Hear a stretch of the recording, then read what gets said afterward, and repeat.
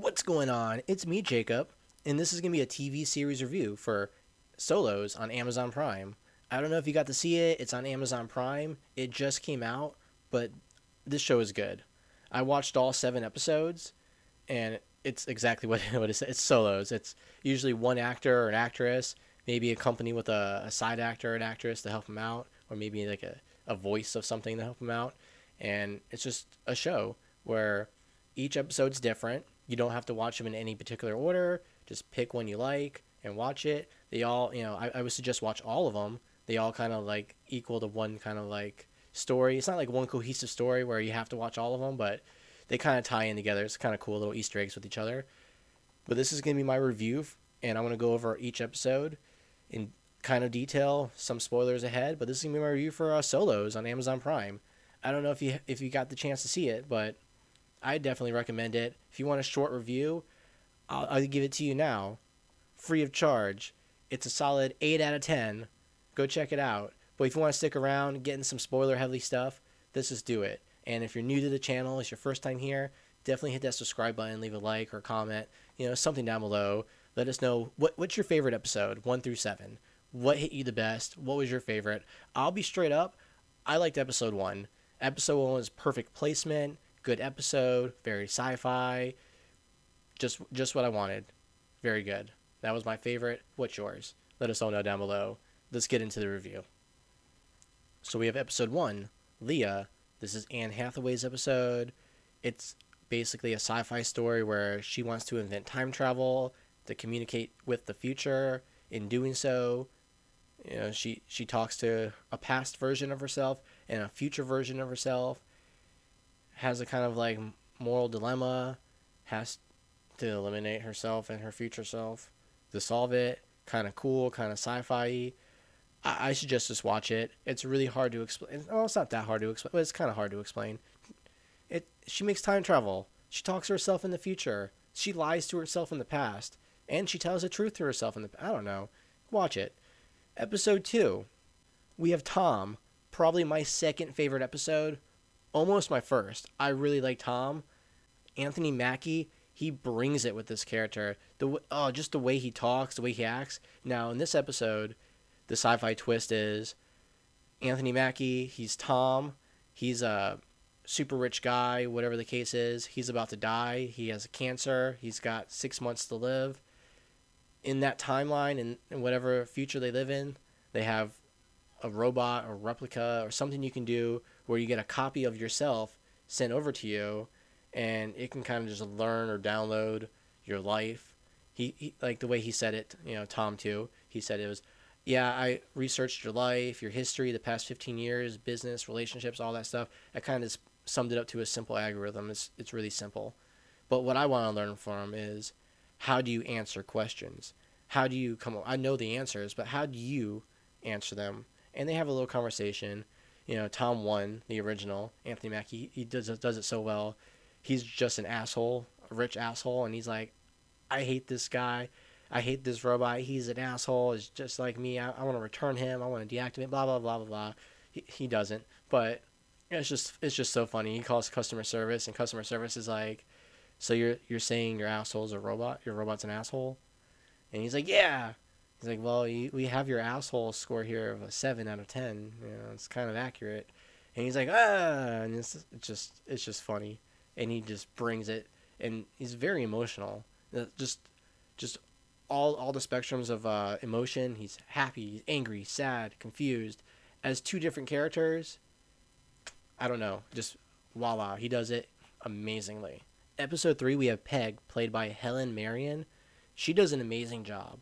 This episode is about a senior citizen who gets to travel to outer space. The concept is they need people to do a one-way trip into space for research purposes, just somebody to be alive and activate the capsule and do what needs to be done when it needs to be done, accompanied by some kind of AI robot that can talk to you and just kind of keep you company.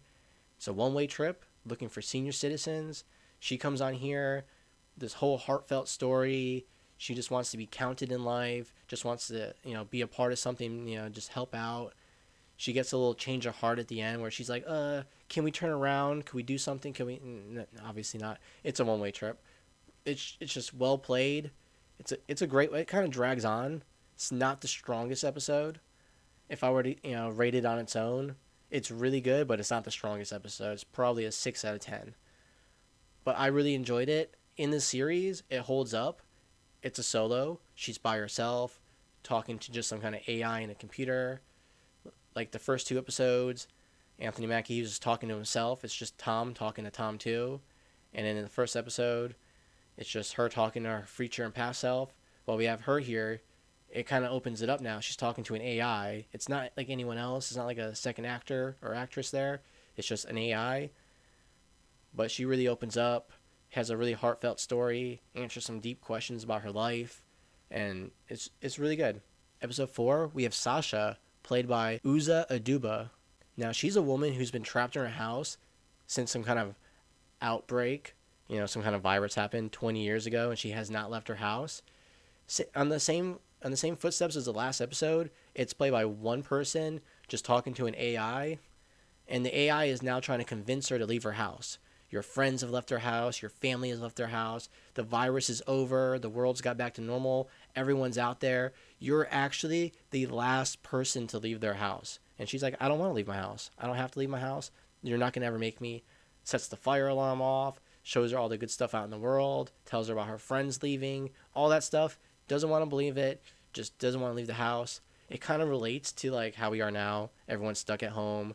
That's how the whole series is. Everyone's stuck, at home just doing the solo thing.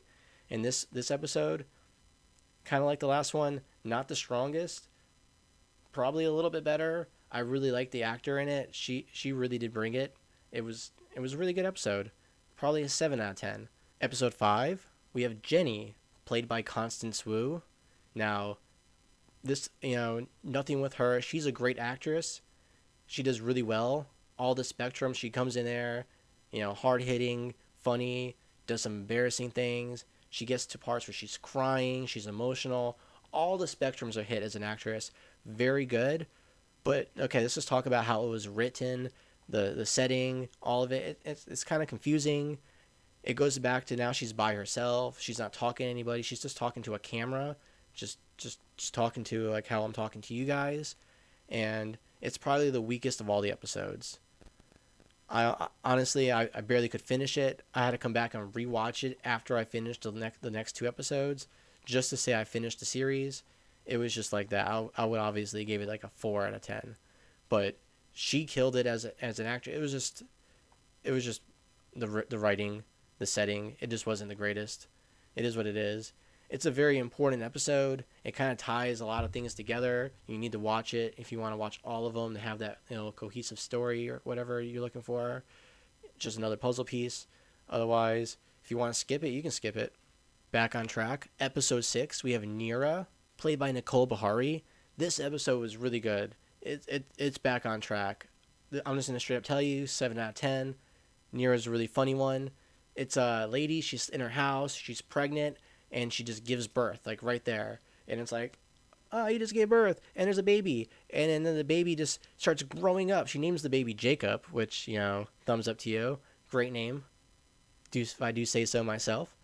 And so Jacob's sitting there just growing up. There's a part in the episode, if you've seen it, you know what I'm talking about. He's at the kitchen table, and he's like, Mommy, can I have a sandwich? And she's like sitting there, she's scared. And she's making the sandwich for him. And turns around, he's a teenager. And then she goes to answer the door, turns back around, he's a full adult. Now, I get the idea of this. She's just, probably trapped in her house. She's scared, and her son, is just growing up, and that's just the parts of his life. Or maybe it's a really cool sci-fi thing where in the course of one night, her son really did grow like 20-something years. And if you're really scared of him, you could just lock him in a room and wait till he just dies of old age in a few hours. She never thought of that. But this is one of the stronger episodes. I really liked it. And at number 7, to close it all off, the one we're all looked at probably, the one we've seen in the trailer, is Stewart, played by Morgan Freeman. And it's Morgan Freeman. There's nothing more I can say. The episode, it wasn't the greatest, but I would give it an 8 out of 10. He has a really good performance as Morgan Freeman. It hits on some like really solid issues like Alzheimer's. And the sci-fi twist is he's not just losing his memories because he's getting old and has Alzheimer's. he's losing his memories because throughout the course of his life, he was jacking other people's memories just to kind of like live some experiences. And he gets caught by this one guy, he tracked him down. He took my memories of my mother when I was a child and I lost her. I want them back. And, you know, they have their little thing where he's going to just take all his memories and just, he wants to be left with at least one good one. It's kind of a good story. It ties into a lot of the other stories because the memories he jacked were each episode of the other stories. He refers to almost each and every one of those episodes as something he remembers. So maybe the previous 6 episodes are some of the memories he jacked. Stewart was a solid finale. I really enjoyed this series. Are they going to have a season 2 of Solos? If they do, I'm obviously going to review it. If they don't, they really should. But if you stuck around here to the end of the video, what did you think down below? Did you like Solos? Did you watch them? What was your favorite episode? I really do appreciate all the support here on the channel. If you haven't hit that subscribe button, definitely hit it now, and I'll see you guys in the next video.